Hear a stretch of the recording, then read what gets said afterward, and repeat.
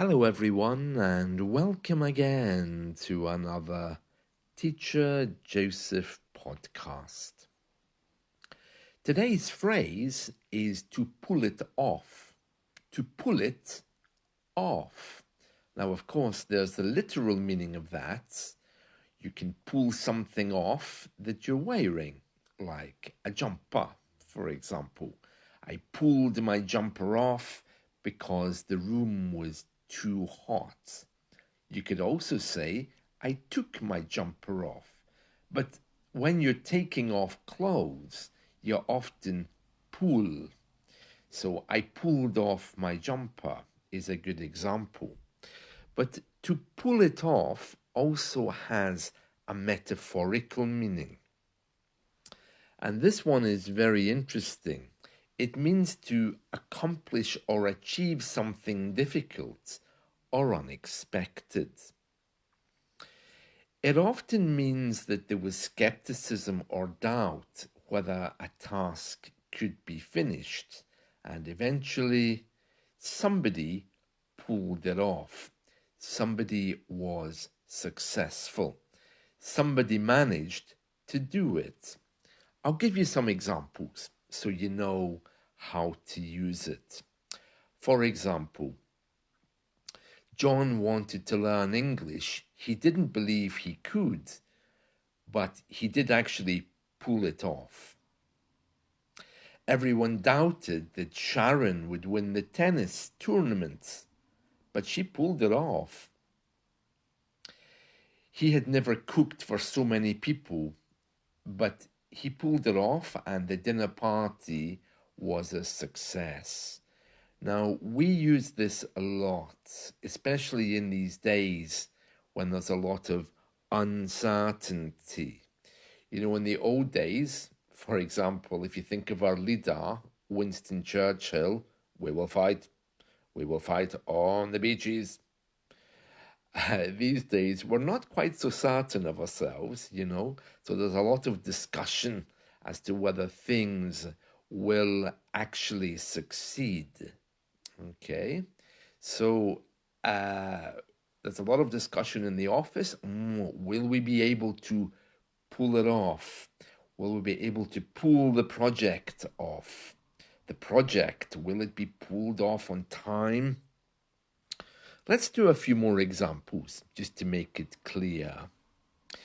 The magician's final trick was a bit complicated, but he managed to pull it off without any problems. Jane had 2 weeks left to write her university thesis, a very difficult task, but she pulled it off. The startup company had ambitious goals for its first year. It was a fantastic achievement to pull off. Now, in that case, I didn't say pull it off because, of course, achievement was actually the thing we were talking about. With a very limited time, the theatre group wasn't sure about the performance, but they pulled it off beautifully. The small film studio aimed to produce a blockbuster hit, and surprisingly, they pulled it off. They need a miracle to finish the marathon, but against all odds, they pulled it off. Is that something we could pull off? Yeah, so you can hear there that there's many ways you can use this. I've never heard this in the past tense. It was pulled off, but I can certainly say that we use it a lot in discussing the future. I'd really like to pull that off. It would be great if we could pull it off. And in the present, pulling that off would be amazing. So pulling it off or pulling that off to highlight the noun is the phrase of today. To pull it off. And it's very, very common. Whenever you're talking about any future task, rather than say, will I be successful? Will I be able to pull it off? is a much nicer way. It's also more informal and incredibly British. Could we pull it off? Now, I don't know where this comes from.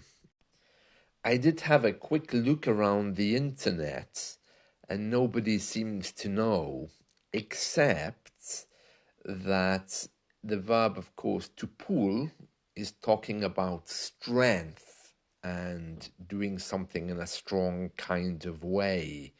So that, of course, would have been very British in the 19th century when people were moving around and doing things across our British Empire. But we don't know where this phrase actually originates.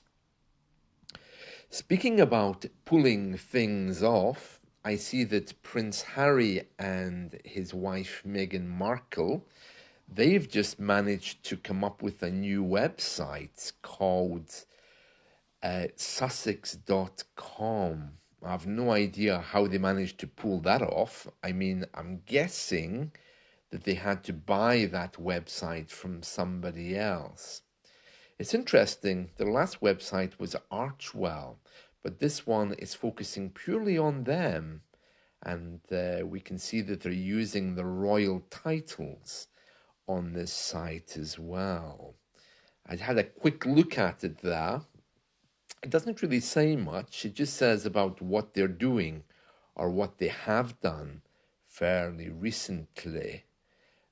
So it's nice. It's nice. But about the domain name, goodness knows how they're able to pull that off. I mean, domain names are always very difficult to get, aren't they?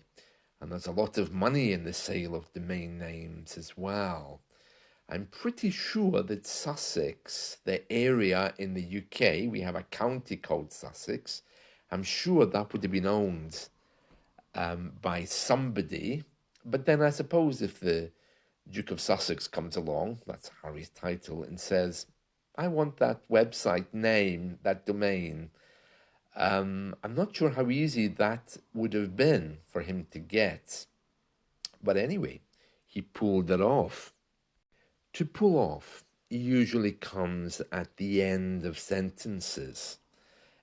Could we pull it off? Did we pull it off successfully? In that case, the past tense is actually fine. Did we pull it off? But you couldn't change pull to pulled. It was pulled off successfully. That doesn't sound right at all. But did we pull it off? That's a very good question to ask.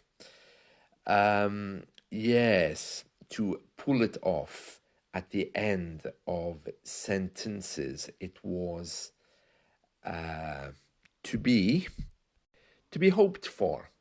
We had hoped to pull it off. We had hoped to pull it off. I hope my interview goes well. I really hope that I will be able to pull it off.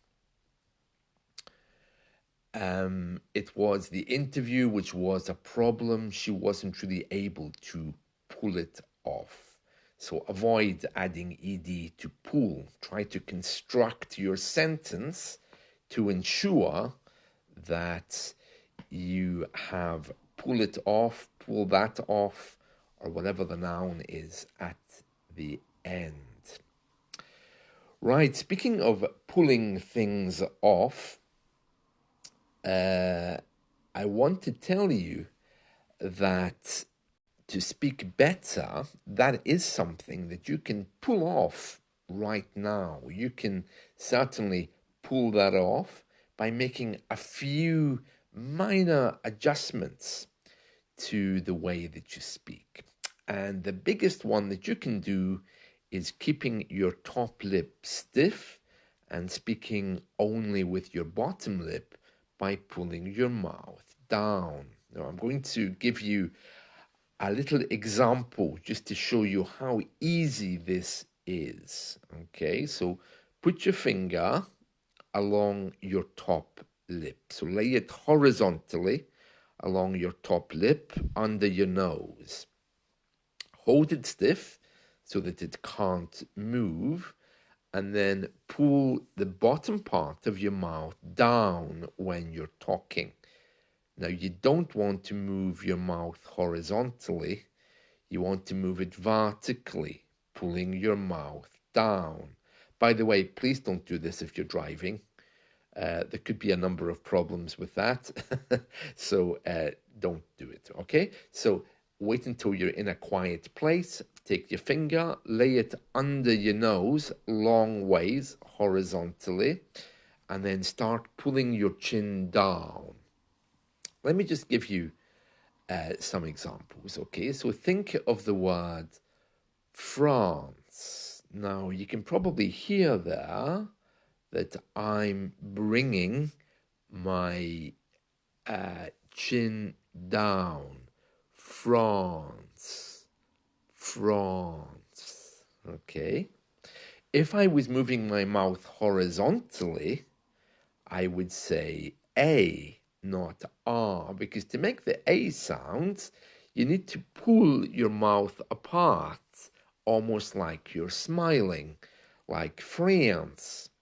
And that's what Americans do, because they don't say R, they say A.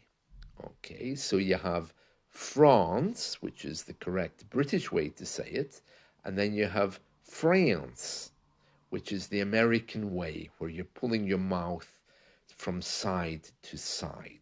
Okay, so you want to restrict your mouth. You don't want to be moving it from side to side. You want to be pulling your mouth down. My name is Bond, James Bond. Okay, so hold your finger in place, and I just want you to say your name. My name is, just by pulling your mouth down. Now, I do understand, of course, this will make you look completely evil, because it means that you won't be showing any emotion. But that's how we speak. That's how we do things. We generally don't show too much emotion. You might be able to hear our emotion on the telephone. For example, we often smile to give a warm kind of impression. But if you look in a British news reader, she's not going to be smiling. She's going to be looking kind of neutral. Some of them look ghastly, to be honest, but just begin to study mouth movement. Notice how people move their mouth. I think you'll be very interested. So the first step is just to hold your top lip, speak with your bottom lip, and just let that be the way that you speak when you're practicing, when you're alone, okay? Get into the habit of not moving the top part of your mouth. Speak with the bottom parts and holding the top part in place. Once you've done that for a little while, you'll be able to do it without holding your top lip, and you'll be able to hear the difference, okay? If you want to practice with me on italki, come and book some lessons. There's plenty of time available at the moment, so you're more than welcome, and we'll go through some breathing, intonation, and a few other things as well to make sure that you're sounding smooth. Speaking of smooth, today is Pancake Day in the UK. We have this once a year. In the same way as there's carnivals across the world before the 40 days of sacrifice before Easter, we have one day which is called Pancake Day to prepare for tomorrow when they don't eat meat. Of course, I'm talking historically. These days, I don't know of anyone who actually still practices this. But yeah, today is Pancake Day because tomorrow, historically, meat was not eaten as it marked the period before Easter. So the shops and restaurants certainly will be selling pancakes. Some people will make pancakes at home. And some people will be observing a day without meat tomorrow. So some lovely pancake fillings, which are nice and smooth. Chocolate is delicious. Maple syrup in pancakes as well. Absolutely lovely, really delicious. Um, and of course, jam, butter. Oh, pancakes when they're hot. They're lovely as well, aren't they? I love pancakes. So I'll be going out later today. So I'm hoping to pick up some pancakes and I'll be having those probably this evening, although I'll need to make sure there's no sugar in them. I don't know if they do special pancakes for diabetics, so I'll have to check to make sure. And yes, very nice. So, whatever you're doing today, I have a feeling that many of you will be eating pancakes today. So, I hope you find some wonderful fillings. And if you do fill your pancakes with jam or chocolate or something nice, do send me a message and let me know, preferably with a picture. I'd like to see them. And also, if you have any pancake recipes without sugar, let me know. I'd love to see those as well. So, pancakes, that's the name of the game in the UK today. Name of the game is an idiom you and I have discussed before, so I won't go into the meaning. Enjoy your day, and I'll be back with you soon. See you. Bye.